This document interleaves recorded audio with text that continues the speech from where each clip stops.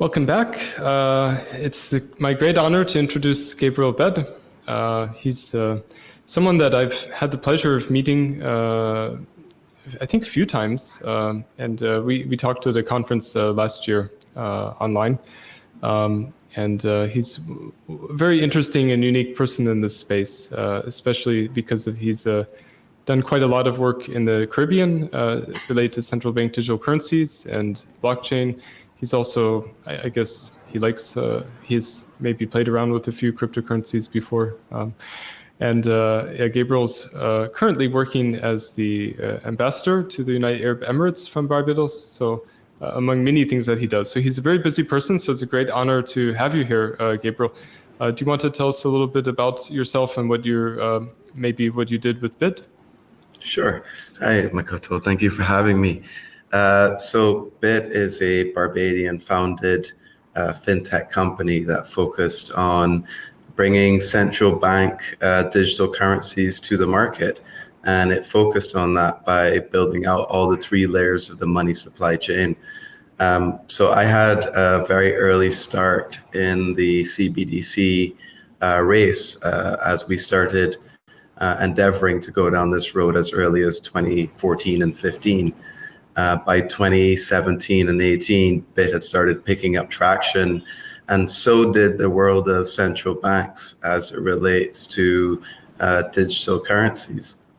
I have since fortunately moved on to explore other areas of blockchain application in regulation and government. And over the years, I focused on from hedge funds to aviation technology to governance technology. You said it right, I dabbled in a few cryptocurrencies. At this current moment and the current chapter in my life, I have been appointed as the Ambassador Designate of Barbados to the United Arab Emirates. In less than a week, I fly to the United Arab Emirates to begin that post. So it's going to be a definite career change, and it's definitely going to be a new learning curve from the world of business and blockchain, financial technology, and central bank digital currencies. What first got you interested in the concept of a central bank digital currency? As I recall, BIT was actually one of the very first, if not the first company in the blockchain space to actually work on that, which is quite visionary. BIT was the first company to work on central bank digital currencies. We pioneered the movement. Before it was coined as central bank digital currencies, we had multiple names for it: central bank dollars, digital fiat currency. There was many names floating around back then, but we were the first, and we end up being the first by market conditions. BIT started off as a cryptocurrency exchange for the Latin American market. And we were integrated into technologies like Bitcoin and Litecoin. And it was fairly easy for a user, whether they were in domestic markets like Barbados or in Jamaica or in Timbuktu, to have the ability to move Bitcoin in and out of our platform while meeting the KYC and AML criteria. But even while still attaining the top of the class system of CTF, KYC, and AML, and running a really compliant platform, the same could not be said about the cash counterpart or the fiat counterpart, i.e. the Barbados dollars. And we, back in the day, BIT quickly found itself, as many other blockchain companies, losing access to their bank systems or to the financial system. And obviously, our agenda at BIT was to reduce the costs of remitting money into the island by using Bitcoin. So on one hand, Bitcoin's really easy for users to interact with, send or receive. On the other hand, you have this restrictive closed system called the banking system that is shutting down user accounts and is shutting down corporate accounts or anyone involved in blockchain technology. And in that vein, we realized there was an inherent risk of where you had this private company called a commercial bank or private institution, otherwise known as a commercial bank, dictating the economic future of a country. We had gone the route of attaining the Ministry of Finance, the Financial Services Commission, the central bank. We went to them for clarity on these subjects, and we didn't get the resistance. The resistance came from the banking network. So in that vein, we realized that dollars or fiat currency didn't operate under the same mechanisms of fairness in the economy, because you had gatekeepers who were not the government, who were not the regulators, and who were not the citizens, but instead they were private interest groups. So in that vein, we explored and pioneered the idea of a central bank's currency becoming digital on the blockchain, so that the inherent nature of usability and fairness of an e-public money system would be available. And in the same way a user could freely deposit or remove Bitcoin, should they be compliant, should be the same fairness applied in the monetary system of fiat currency. And therefore, it was from that point of focus that the first central bank digital currency ideas in the blockchain arena birthed from. Maybe my memory is wrong, but I seem to recall Bit using Bitcoin or some kind of colored coins like Omni or Counterparty for like a long time ago as like a Barbados digital dollar. Is that correct? Did I imagine this? That's absolutely correct. The very first instance of the synthetic Barbados digital dollar was predicated on colored coin protocol, which was, as you remember from back in the day, the Omni master coin race.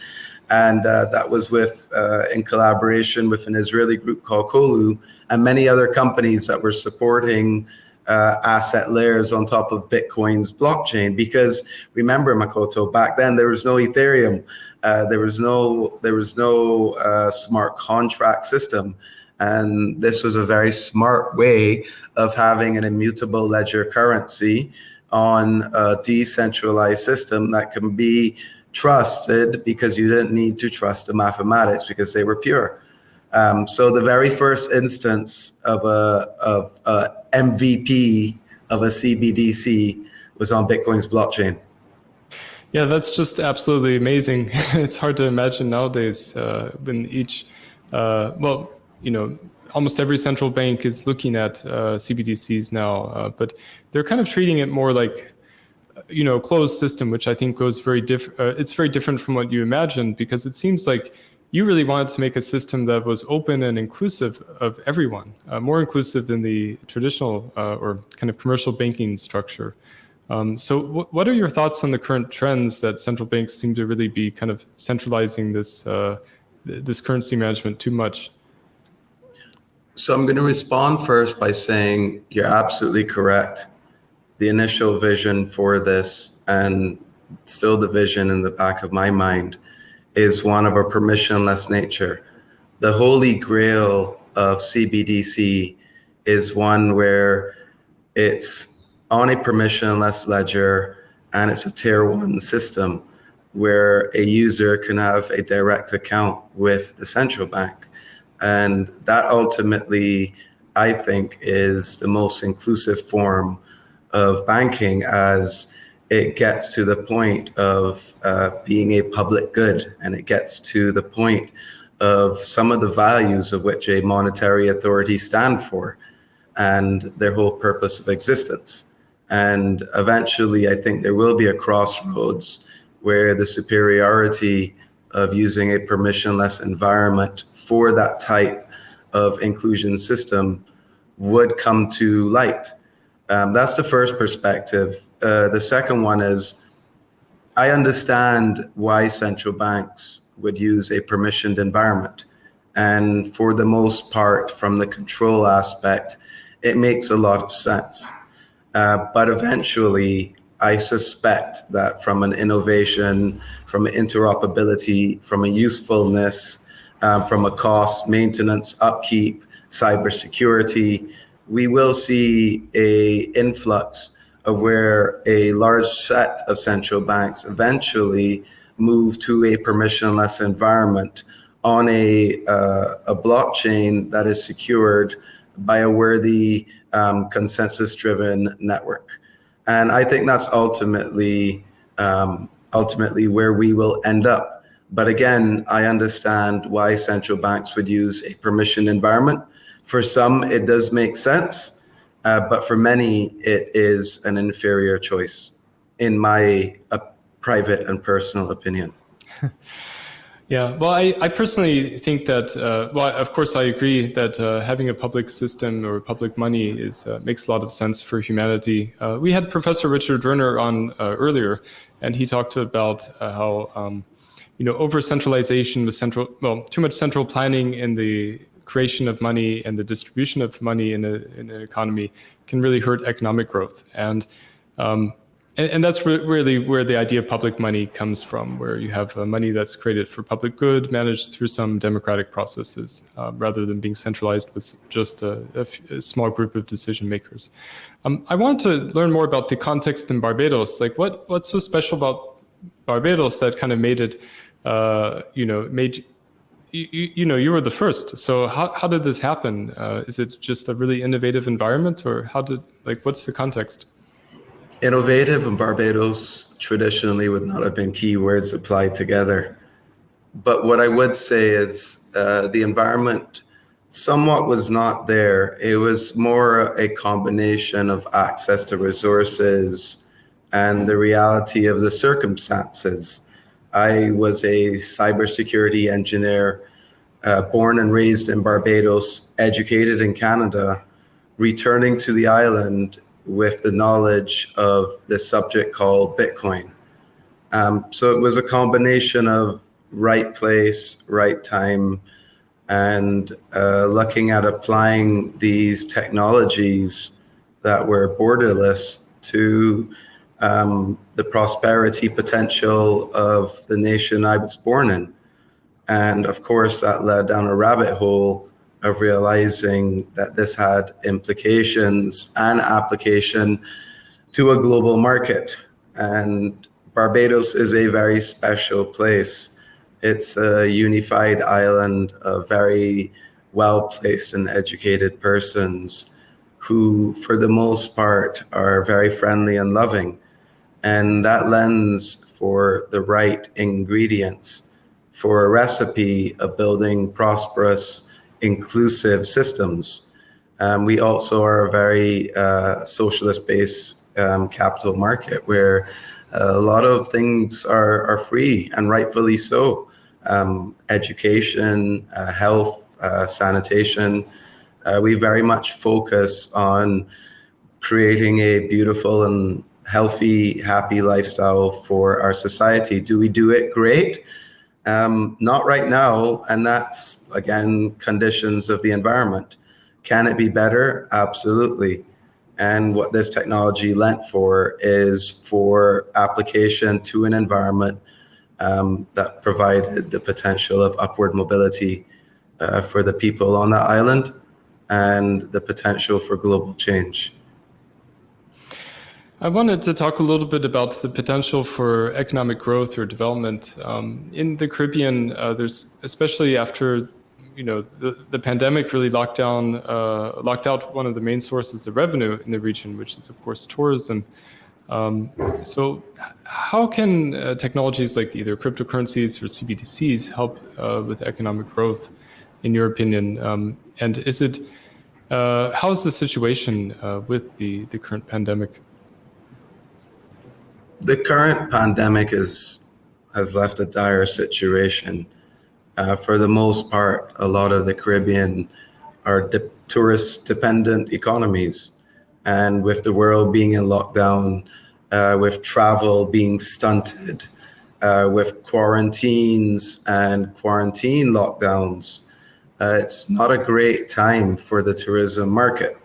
So the Caribbean is in a very troubled state, more troubled than most jurisdictions who at least have a level of resource management an aptitude to make it through these rough times. The Caribbean has sun, sand, and beach, and that is great for the tourism market. Not so great from the export perspective.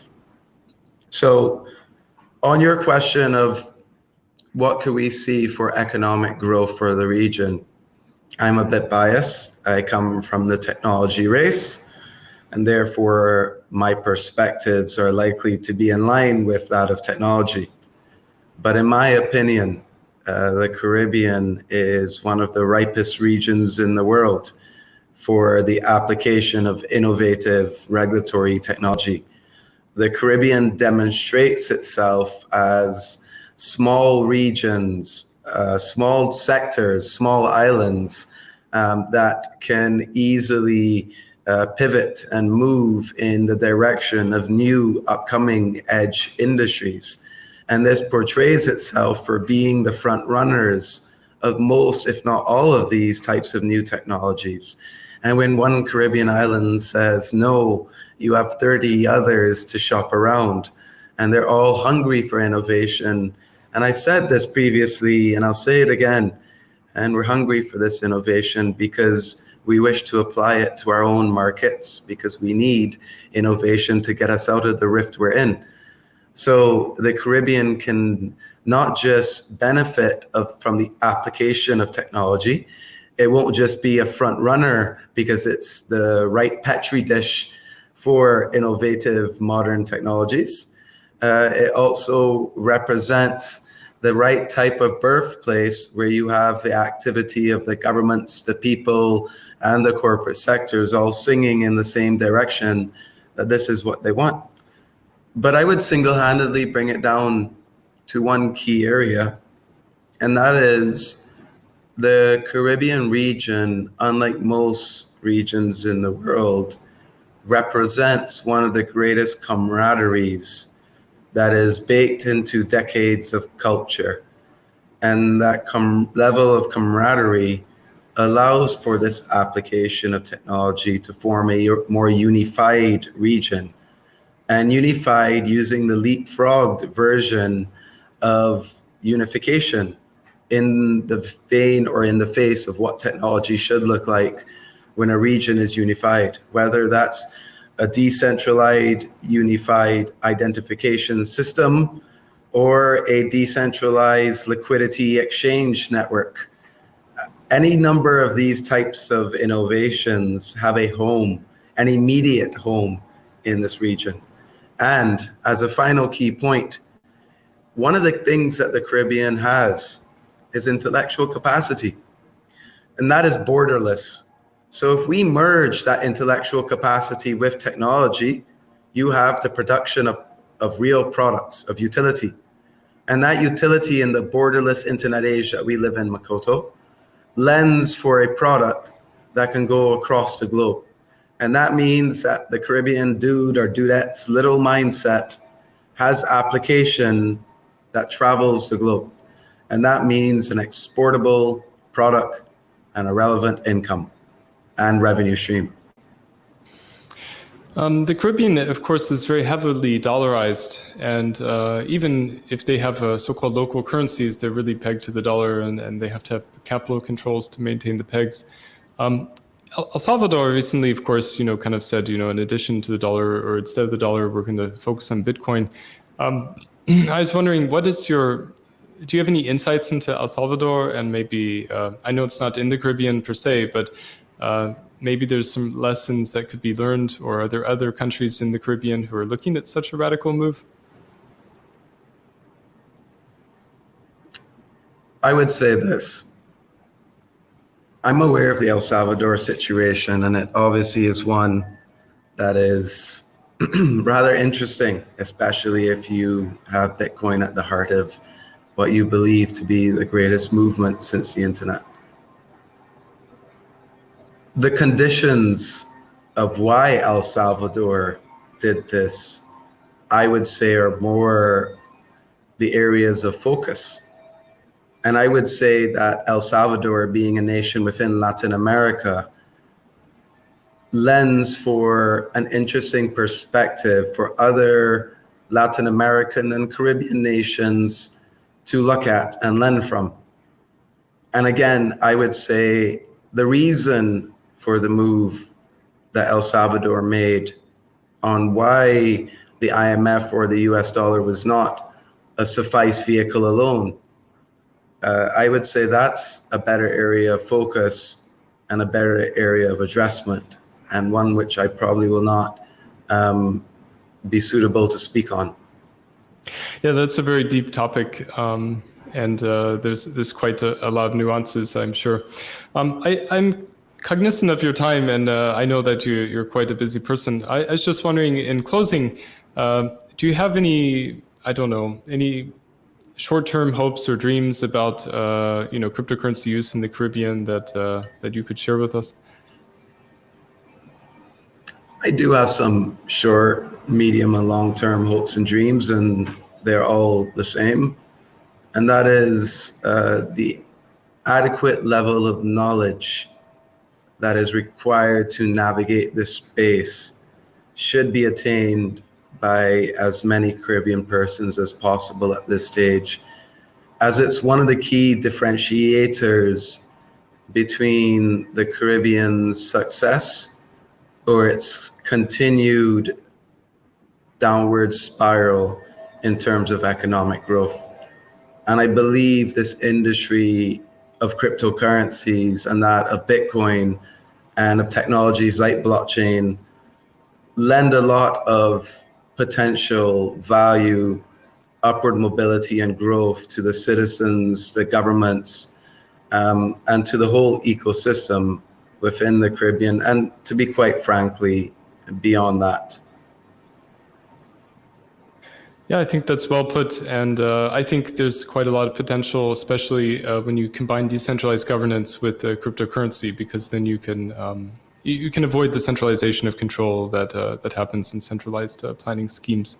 But thank you for joining us. Sorry for the schedule changes, but it was quite a fascinating conversation that we had, and I hope that you have a great day. Thank you, Makoto, for having me. I look forward to chatting again soon. Take care. Yeah, thanks. Yeah, bye.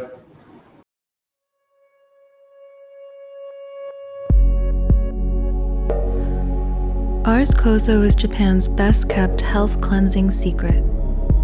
It contains over 100 different fruits, vegetables, and plant-based ingredients, and undergoes a 1-year fermentation process. Ars Kozo provides balanced nutrition, combining pre, post, and probiotics, which improve gut health and boost immunity.